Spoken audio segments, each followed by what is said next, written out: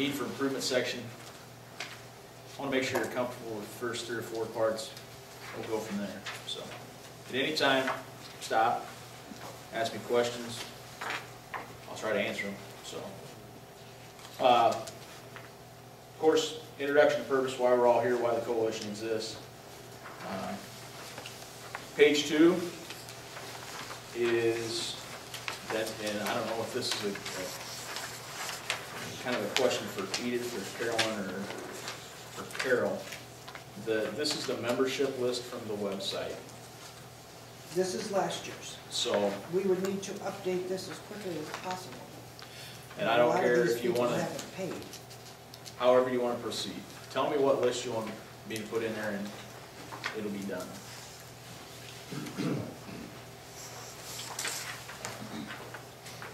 I'd hate to take people out. I would I'd rather add our newer members than Yeah. than take I would people just out. add to it, I wouldn't take it I would out. too.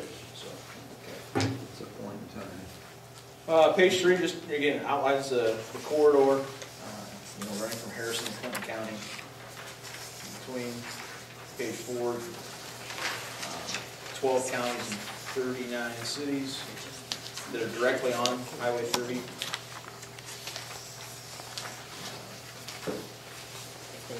Page 5 talks a little bit about the kind of our innovative approach here, how this was funded. Page 6 talks a little bit of history about kind of the Lincoln Highway as his historical background. May I go back there at page 5? I think we should say that each county put $10,000. That would not be a true statement, but Oh, all right. Most counties put in them. I can rework that to kind of show the contribution somehow. I would like to show that the counties. The ones that did. Bought into it. Yeah. I mean, it's true, most counties, right? Yeah, we didn't get any out of it, was it Boone and Tame.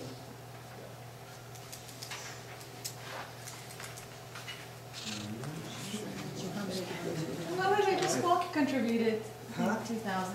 What? Yeah, I think Meskwaki Meskwaki did. contributed, so not the full amount, but there was So that would be clear. 10. I can go back and look.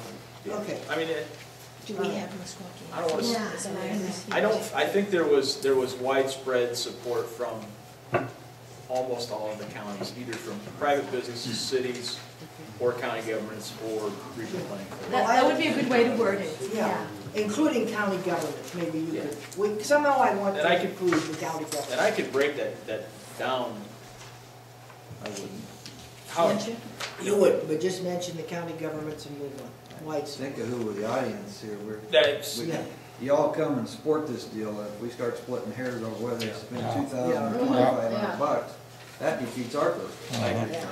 I mean, I think a general statement that we like Okay. that That's. makes a lot stronger. Which we step. did. Worrying about. Oh, yeah, I mean, there's- Okay. Well, should you put the dollar figure in there?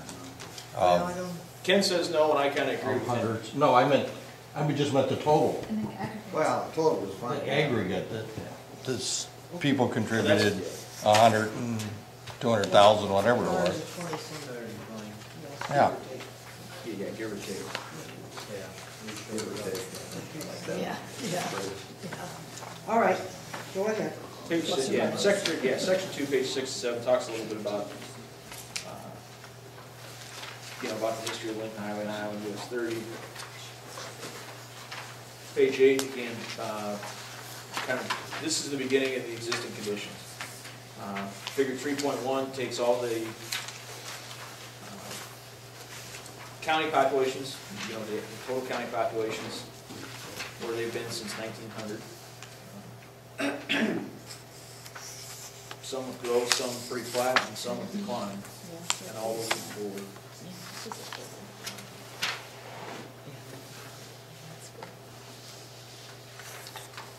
Page 10 deals with each city, shows the 1990 census population, the 2000 census, and then the most recent census estimate, and then the total population in the incorporated areas.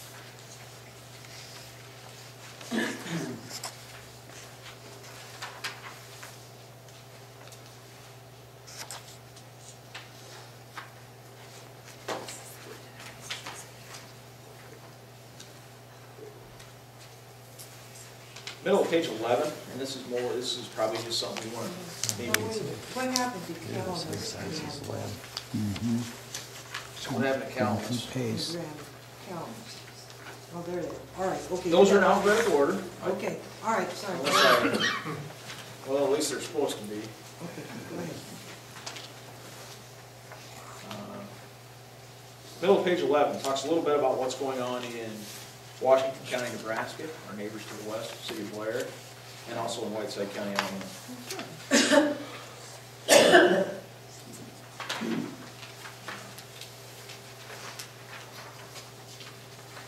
Page 12, probably one of my favorite charts or tables, talks about corridor growth from east to west, and again shows the two east-west corridors. There's explaining why I made the trip from Sioux City.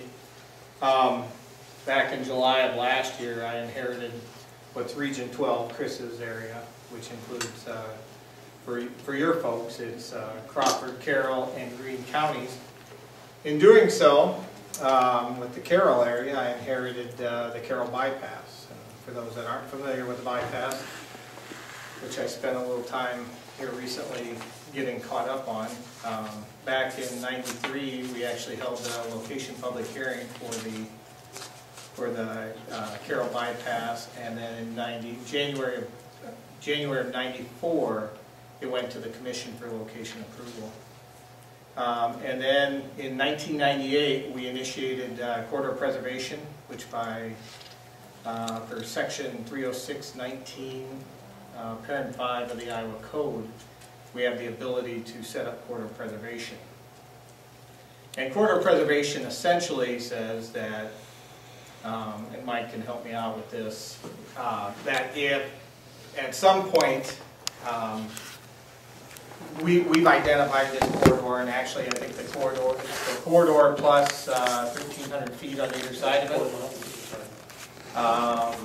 And if there is a building permit, subdivision plat, zoning changes that impact $25,000 or more, then the DOT has an opportunity to make a comment. And by comment, I essentially mean that we could take action to go in and purchase property. So we have 10 days to make that decision. Well, backing up again, like I said, 98 was when we started this process. We have three-year renewal cycles. So it was renewed in 2001, 2004, and 2007, or 2010. And one of the things that Mike handed to me was the corridor preservation. So, and I've not dealt with the preservation in the past. So I've been bringing myself up to speed on this, and the entire project I was not actively involved in this back in the early 90s. So I've been kind of poking around trying to determine if it's something that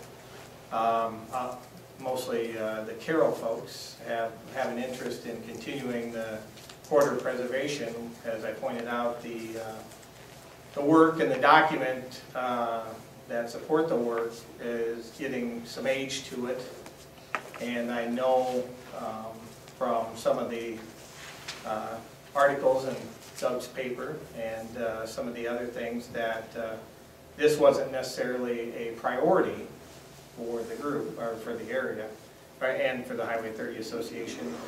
So before I went ahead and did a renewal, I wanted to see if it was worth the time to do the renewal for another 3 years, what the feeling would be. I mean, it's not labor intensive, I guess, to go ahead and go through the renewal, but I wasn't sure what the sentiment was regarding the bypass in the Carroll area. Mike had mentioned a little earlier about our philosophy, I guess, regarding bypasses. When we do projects now, and I'll utilize the US 20 corridor, we look at bypasses and the through town route. That's one of the things we didn't do back in 92 and 93. So that's